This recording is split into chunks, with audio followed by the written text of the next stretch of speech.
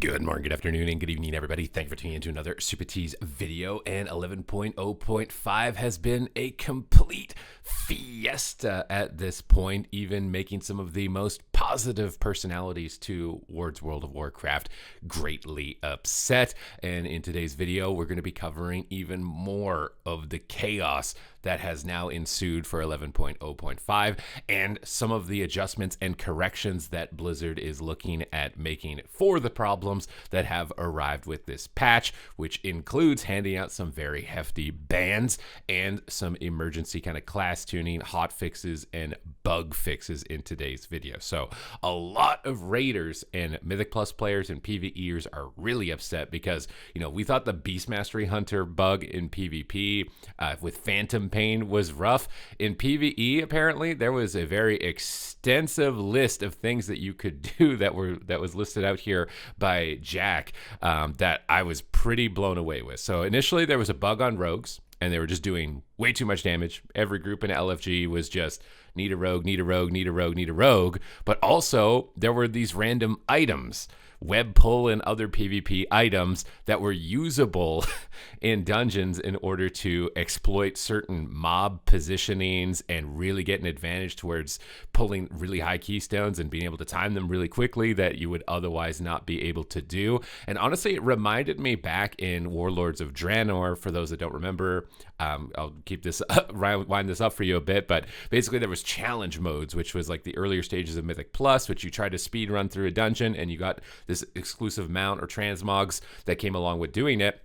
And I remember that there was a bug with grounding totem on shaman specifically. So it's like this AoE damage on the ground, but for some reason grounding totem could absorb it. So if you just brought a bunch of shamans, you could basically trivialize the entire challenge mode in order to complete it very easily. And it completely ruined the entire integrity of basically doing that event, right? So this kind of reminded me of that a little bit with this web pull and these PvP items coming through. And this is when it comes down to it, like there's a huge list of things that constantly need to be flagged for, like, doesn't work in a dungeon, does work in PvP. One of the biggest bugs that I'm experiencing in Solo Shell, for example, is some of the embellishments don't reset between rounds. So you might have an embellishment on your gear that when you get low health, you get a shield that absorbs damage, but then it doesn't reset after a round is complete. It has a long cooldown, so you can't get that absorb effect for the rest of the solo shuffle. So it's like these little things that need to be tagged and flagged for not being usable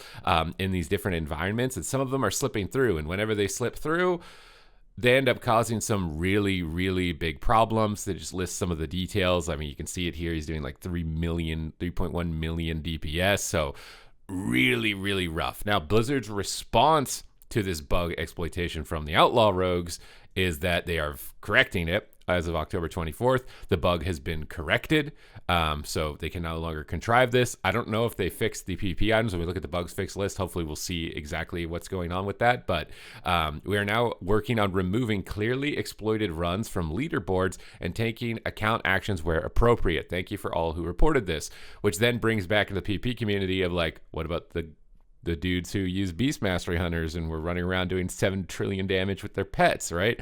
In my video I covered yesterday, it didn't really have, I think, long-lasting effects on the ladder. Most of the players who got like 2400, which was usually the ceiling on rating, by the end of the PvP season, when some of the most meaningful rewards are coming out, being the limited time rewards, like titles, that 2400 rating is not going to matter. The rating will inflate past that. But for Mythic Plus, I don't know if that's as true. I don't keep up with it enough. So maybe they do have to manually go in and edit out these numbers, because it's possible that players completed keys that now they can no longer complete. So this is like more of a permanent lasting effect and result from this bug exploitation. Whereas in PvP, it's not as permanent. So again, does it make sense that you do equal punishment for equal crime in this type of situation? It kind of does, but at the same time, the permanence of the exploitation in PvP wasn't as high. So I don't know. Let me know what you think. Do you guys think that all the exploiters should be banned regardless, or what's your take on this? Now, let's take a look, because they've been doing like early morning bug fixes. They've been really like on top of trying to nip anything that has gone specifically wrong with this patch, which has actually resulted in some specs getting stronger. So initially, Deathbringer Death Knights Soul Rupture will now explode for 10% of the damage for Blood Decay down from 20, and explodes for 20% of the damage for Frost Decays down from 30. So I said they get stronger. Frost Decays, you never get stronger. Okay, you guys are with Warriors. Okay, you're in the nerf every patch bucket. So I'm sorry, guys. You're getting nerfed. But unless you're a Frost Mage, okay, Frost Decay, you get nerfed. Frost Mage, you get buffs. You get a 15% damage increase to Frostfire Bolt. I think that there was some sort of modifier missing. I saw Raikou tweeting about it, and he was getting really upset about it being missing. So, yeah, Frostfire Bolt's probably going to be hitting pretty hard. Now, for Holy Paladin, Dawnlight is going to be doing less damage. Holy Paladin is definitely really strong. So, I think that, taking a little bit of a hit on Dawnlight, especially because I've seen some Paladins actually going into Lightsmith hero talent trees now, is probably more than fine. They fixed the combo point exploit, and they are looking at rolling back characters. So really good response in this regard. Obviously, you would like it to not have happened in the first place, but you got to do what you can do. Enhancement Shaman Spec Aura has changed to plus 2%. Previously, it was minus 4% for self and pets. So Enhancement Shaman, is that a 6% damage buff? Am I fried on reading that, guys? Let me know in the comments down below. Sometimes my brain is fried. I read something that's just totally wrong. Okay, I'm getting old. It was my birthday yesterday. I'm old now. Okay, but the way I'm reading that is Enhancement Shaman got 6% damage buff, which is surprising because I feel like in Mythic Plus, Enhancement Shaman is really good. So that seems a bit surprising. Now, Arms Warriors and Fury Warriors apparently had a bug. So let's see what this video is. But apparently it's oriented around Unhinged, which is when you proc like extra effects from your Bladestorm or your Ravager. So it's once again going to trigger Thunderblast and Reap the Storms, and now correctly consumes buffs such as Reckless Abandon, Blood Craze, Fierce Follow-Through, Lethal Blows, and Burst of Power. So it looks like they're fixing Warriors. So maybe Warrior got a little bit better from this, as you're going to be able to get extra effects basically from your tree. Although a Thunderblast, I'm pretty sure that's the Mountain Thane, which at least in PvP, I don't think a lot of Warriors are playing that, but in PvE, definitely going to be assisted. And it looks like a lot of other bugs haven't been fixed though, as far as the raid are concerned. Sorry, I was reading that. I was like, did they fix that? So some bugs still not fixed. Other bugs have been fixed and looked at, and they are definitely looking at rolling back characters. So I think one of the biggest lessons is you run at your own risk whether or not you're going to get banned whenever a situation like this occurs. But obviously, I think like one of the biggest main talking points for this entire event is the Brutosaur mount that has come out on the Blizzard store. So I saw this tweet from Warcraft Memes where they found a blue post from December 2019 talking about auction house mounts. We want to be perfectly clear on this. We do not intend to remove the auction house vendor from this mount, especially when some players put a great deal of effort to acquire this mount specifically for that functionality. Of course, we remember that we removed the Mystic Bird Hats reforging from the Grand Expedition Yak, but that was because we removed reforging from the game. They should really bring that back.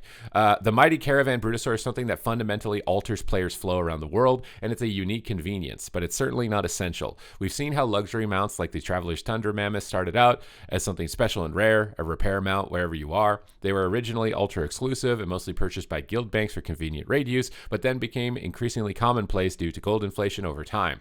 We think that a moderate amount of gold inflation is healthy, ensures that new and returning players can catch up and participate in server economies without having to put in a Herculean effort to avoid being priced out of essential goods. In this case, we want to ensure that in the long run, years from now, we don't find ourselves looking around and seeing auction house mounts that are as common as repair mounts are today. So this Brutosaur mount is going to run you up about 90 USD, and it's an auction house mount, and I think it also has a mailbox. So this is like the most functionality you're really ever going to get out of a mount from the game store, and I've seen a lot of criticisms drawn to it. Asmongold was tweeting about, like, I wish you guys go release this when I'm banned. We had Taliesin and Evatel tweeting about how this is like pay to win. A lot of stuff, a lot of criticism. It also doesn't help that it's just like really horrible timing. Given the patch and the response from the community, it just seems like really bad timing for it specifically. And now there's obviously some contradictions from previous statements in prior years towards this mount specifically. What do you guys think of the mount, though? Let me know in the comments down below. Is this like totally game breaking to you that there's going to be people running around now with mailbox, auction house mounts? I think, honestly, the people who should probably be the most upset are the people who bought WoW tokens back in Battle for Azeroth in order to get that mount, because I think it was 5 million gold. And now with the price adjustments, if you buy for $90, it's like 2 million gold. So you're basically getting a better, is it a better Brutosaur? I don't remember if the original Brutosaur had a mailbox, but it might be a better Brutosaur for 3 million less gold if you bought WoW tokens directly. So this is actually a cheaper version of that mount specifically, but it does remove kind of some of the prestige from earning the Brutosaur previously in Battle for Azeroth due to that. There's a very big price difference between the two mounts, and even the Brutosaur, when it appears on the black market auction house, I think it's still 5 million gold anytime that you want to get it. So it kind of maintained that price number, but now it doesn't. For me personally, I'm just kind of apathetic. I feel like this is just inevitably the trajectory right now for AAA gaming or gaming in general. And it all leads back to, I remember this one quote where it was like a store mount from World of Warcraft. I can't remember what expansion it was back in. Basically, generated more revenue than the entirety of StarCraft Wings of Liberty. And StarCraft is one of my favorite game franchises. So for the fact that a mount can generate that much revenue, for basically, I don't know how many artists, like I can't imagine that's a huge amount of artists to literally repaint the Brutosaur and add on a couple of extra decorations, and it can make more money than an entire team developing a game for like over a decade, man. Like I waited for StarCraft 2 Wings of Liberty for like over a decade. I would constantly keep up to date on when is this game coming out, and a Sparkle Pony can make more money than it. So it's kind of like, I don't know if I can really blame them, especially when you consider that they got stockholders to take into account. They've got to constantly increase their revenue generation per semester